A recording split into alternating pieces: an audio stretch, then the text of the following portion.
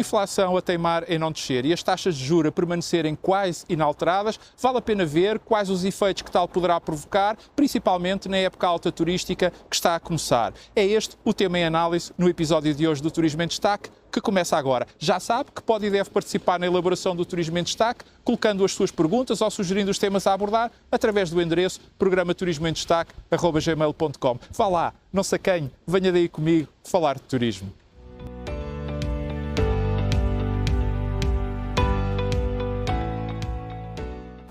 A recente divulgação da evolução da inflação em Portugal e na Europa e a decisão da Reserva Federal Americana em manter as taxas de juros e do Banco Central Europeu em apenas fazer uma ligeira diminuição das mesmas em 25 pontos base ou, se quisermos, em 0,25%, estão a deixar as pessoas e as famílias e as empresas apreensivas. Não é por isso de estranhar que as perguntas e as sugestões do tema para esta semana que me foram dirigidos para o endereço que está aqui a passar em rodapé, programaturismoemdestaque@gmail.com, versassem sobre esta temática. Mas antes de lá ir, gostava de recordar que não se esqueça que pode e deve usar e abusar deste endereço. Foi justamente para isso que ele foi criado, para que possa colocar as suas perguntas ou sugerir os temas a abordar. Portanto, não se esqueça, programaturismoemdestaque@gmail.com. A sua participação, como sempre, é fundamental.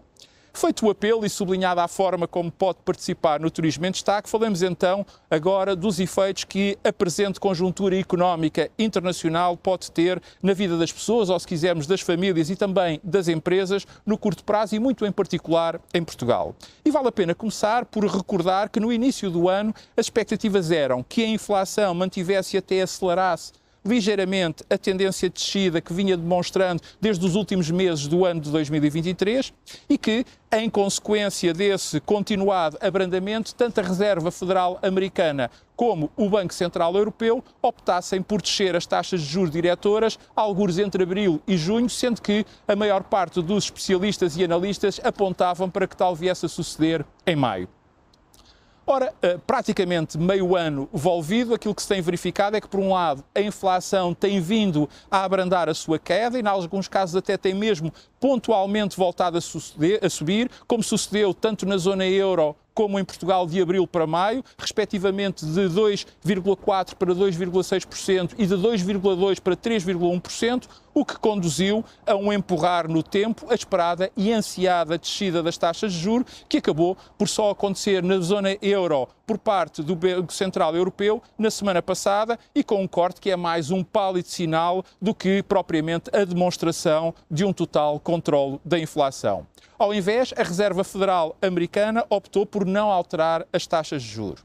Assim sendo, e no que respeita aos efeitos que tal pode provocar, isto quer dizer, em primeiro lugar, que a esperada descida progressiva e acentuada das taxas de juros até ao final do ano não irá acontecer e o mais provável é que, no caso de haver descida, ela seja muito lenta. E em segundo lugar, que a estabilização da inflação, tanto na União Europeia e em particular na zona euro, como nos Estados Unidos da América, na casa dos 2% ao ano, só virá a acontecer, no melhor dos cenários, na segunda metade de 2025. Isto, claro está, se a conjuntura política internacional não nos trouxer surpresas, e não falo apenas das duas principais guerras que estão em curso, uma na Europa e outra no Médio Oriente, mas também nas muitas eleições que ainda terão lugar até ao final deste ano. Neste sentido, e no que respeita aos efeitos que isto tudo pode ter na vida das pessoas e das famílias, a baixa da prestação da casa e dos demais créditos bancários que muitos esperavam para ver se ficavam com maior desafogo financeiro para retomarem o consumo, nomeadamente o consumo turístico, volta a estar adiada e isso será até mais visível em países como o nosso, onde, dada a inexistência de um mercado mais dinâmico ao nível do arrendamento, tal atira a maior parte das pessoas para o crédito à habitação. A juntar a este fator, temos a manutenção da perda de poder de compra, uma vez que, por exemplo, tanto na zona euro como em Portugal, a inflação voltou a acelerar ligeiramente, não sendo acompanhada pela subida dos salários nem pela baixa das prestações creditícias. Assim, e numa frase, isto significa que a retoma do consumo, ou melhor, a melhoria do poder de compra, para já fica adiada. Por seu turno, e no que respeita aos efeitos que tal pode provocar na vida das empresas, naturalmente estas sofrerão com as tais limitações que eu acabava de referir ao poder de compra das pessoas e das famílias, sobretudo as que não se dediquem à venda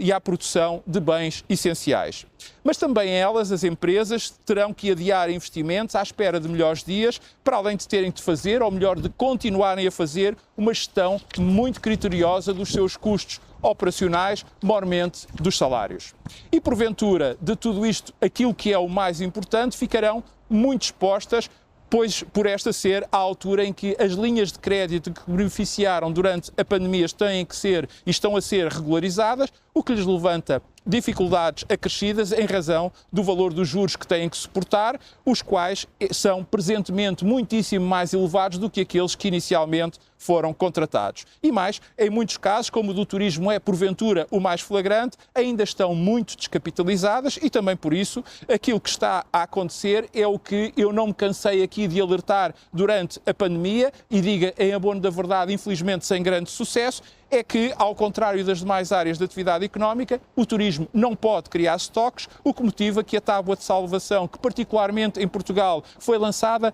para essas empresas poderem sobreviver àquele período mais difícil, foi mais um presente envenenado, dado que por essa condição agora só têm as receitas correntes para fazer face aos encargos passados e presentes, o que prova o erro brutal cometido pelo governo de então, achando muito bem tratar com o mesmo remédio, ou se quisermos com a mesma solução, áreas da economia que possuem diferenças abissais e óbvias. Em síntese, a presente situação deixa-nos com muitas dúvidas e uma única certeza, é que o consumo e o investimento permanecerão adiados à espera de melhores dias.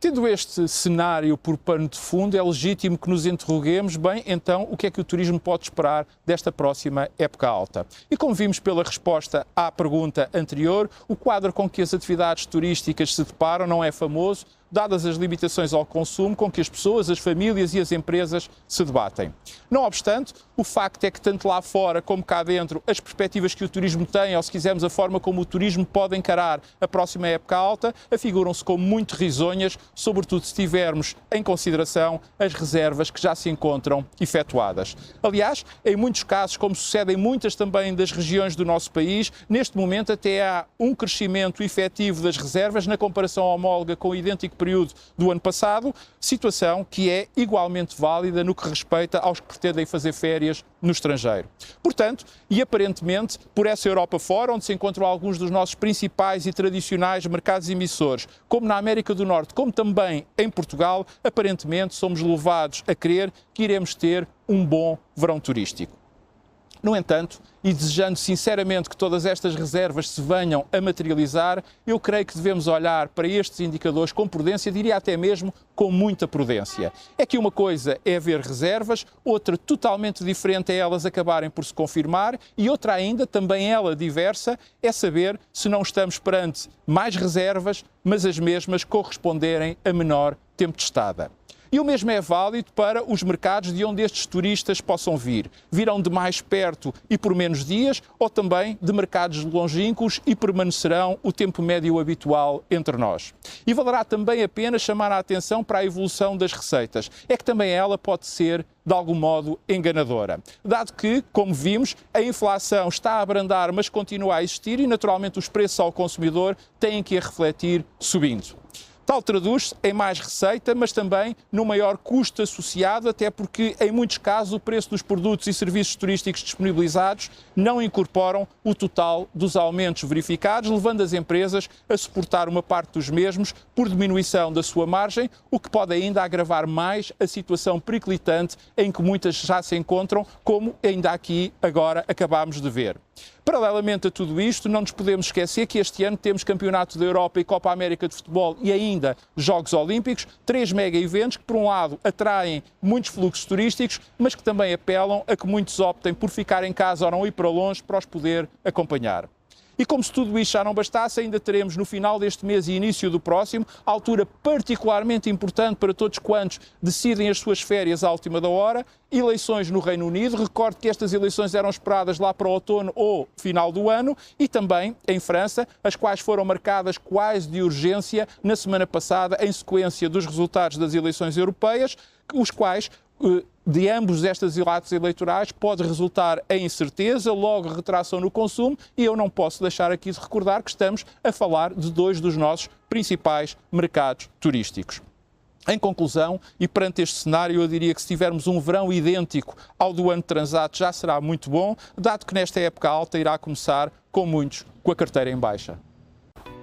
Conto com a sua companhia na próxima semana. Até lá, saúde, paz. O Estado do Rio Grande do Sul continua a precisar da nossa solidariedade. Recordo que pode colocar as perguntas que deseja ver respondidas ou sugerir os temas que gostaria de ver abordados através do endereço programaturismoemdestaque@gmail.com. E se ainda não o fez, não perca a oportunidade e subscreva gratuitamente o meu canal. Para isso basta carregar no botãozinho preto que diz subscrever aqui mesmo por baixo da minha imagem para dar a sua opinião, para partilhar ou simplesmente para ver ou rever os meus comentários.